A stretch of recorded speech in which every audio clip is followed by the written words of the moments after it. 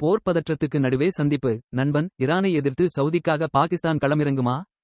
Iran மீது Israel மற்றும் America நடத்தி வரும் தாக்குதல்களுக்கு மத்தியில் பாகிஸ்தான் ராணுவ தளபதி ஜெனரல் ஆசிம் முனீர் சவுதி அரேபிய பாதுகாப்பு அமைச்சர் காலித் பின் சல்மானை சந்தித்து பேசியுள்ளார்.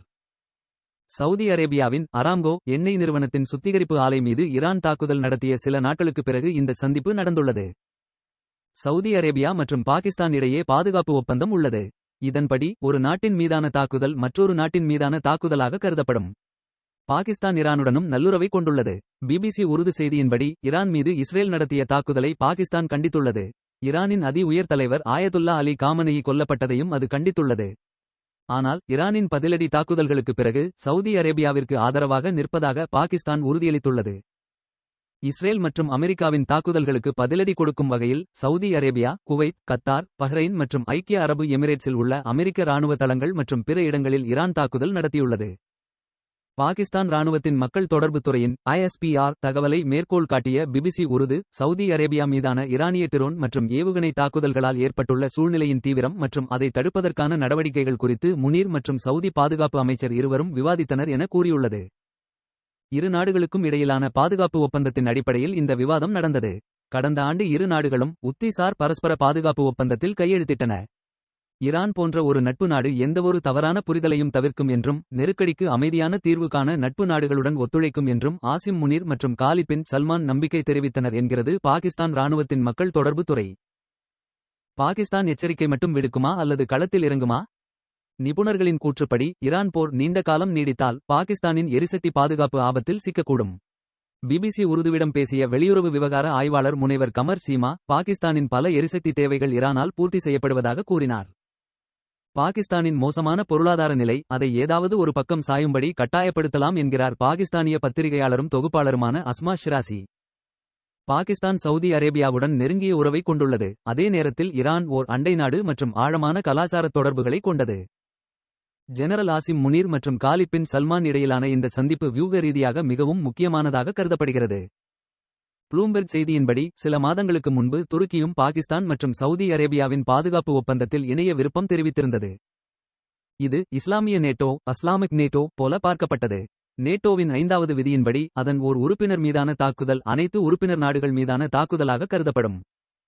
எவ்வாறாயினும் பாகிஸ்தான் வெறும் வாய்மொழி எச்சரிக்கையுடன் நிறுத்திக் கொள்ளுமா அல்லது சவுதி அரேபியாவுடன் இணைந்து ஈரானுக்கு எதிராக நடவடிக்கை எடுக்குமா என்ற கேள்வியும் எழுகிறது. நிபுணர்கள் கூறுவது என்ன? கமர் சீமாவின் கூற்றுப்படி தற்போதைய சூழ்நிலையில் பாகிஸ்தானின் நிலைப்பாடு மிகவும் தெளிவாக உள்ளது. பாகிஸ்தான் 2 படகுகளில் பயணம் செய்கிறது என்ற கருத்தை கமர் சீமா மறுக்கிறார். பாகிஸ்தான் ஈரானுடன் நட்புறவை பேணி வருகிறது. ஆனால் சவுதி அரேபியா என்று வரும்போது ஒரு பாதுகாப்பு ஒப்பந்தம் உள்ளது. பாகிஸ்தான் எந்த விலையையும் கொடுத்து சவுதி அரேபியாவுடன் உறுதியாக நிற்கும் என்றார் அவர். மேலும் அவர் கூறுகையில், இதுவரை சவுதி அரேபியாவில் உள்ள அமெரிக்க இராணுவ தளங்கள் மீதுதான் தாக்குதல்கள் நடந்துள்ளன. இருப்பினும் சவுதி அரேபியாவின் நிலப்பரப்பு, அதன் சொத்துக்கள் மற்றும் உள்கட்டமைப்புகள் மீது தாக்குதல் நடத்தப்பட்டால் அதற்கு எதிராக சவுதி அரசாங்கம் தாக்குதல் நடத்த விரும்பினால் பாகிஸ்தான் எந்த சூழ்நிலையிலும் தனது ஒப்பந்தத்திலிருந்து பின்வாங்காது என்றார்.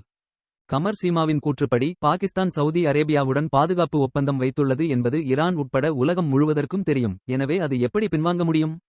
இதனால்தான் சவுதி அரேபியாவின் இராணுவ தளங்கள் மீது ஈரான் மிக குறைவான தாக்குதல்களை நடத்தியுள்ளது.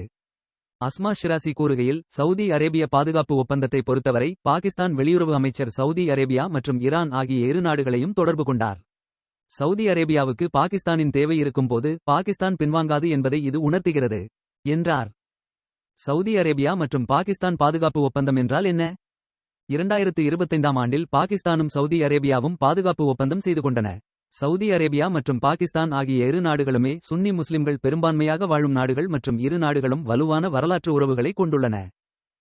பொருளாதார நெருக்கடியின் போது சவுதி பலமுறை பாகிஸ்தானுக்கு உதவியுள்ளது. பதிலுக்கு பாகிஸ்தானும் சவுதிக்கு பாதுகாப்பு ஒத்துழைப்பை உறுதியளித்து வருகிறது.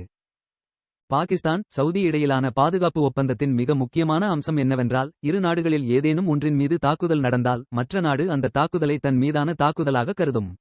அதாவது, இப்போது பாகிஸ்தான் அல்லது சவுதி அரேபியா மீது தாக்குதல் நடந்தால் அது இரு நாடுகள் மீதான தாக்குதலாக கருதப்படும். இரு நாடுகளின் தரைப்படை, விமானப்படை மற்றும் கடற்படைகள் இப்போது அதிக ஒத்துழைப்புடன் செயல்படும் மற்றும் உளவு தகவல்களை பகிர்ந்து கொள்ளும்.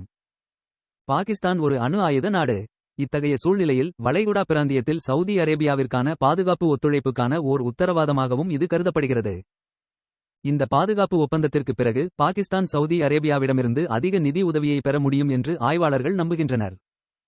பாகிஸ்தானின் முன்னாள் தூதர் ஹுசைன் ஹக்கானி இப்போது பாகிஸ்தான் தனக்கு தேவையான அமெரிக்க ஆயுதங்களை சவுதி அரேபியாவின் பணத்தில் வாங்க முடியும். ட்ரம்ப் நிர்வாகம் ஆயுதங்களை விற்பனை செய்ய தயாராக இருப்பதாக தெரிகிறது என்று கூறியுள்ளார்.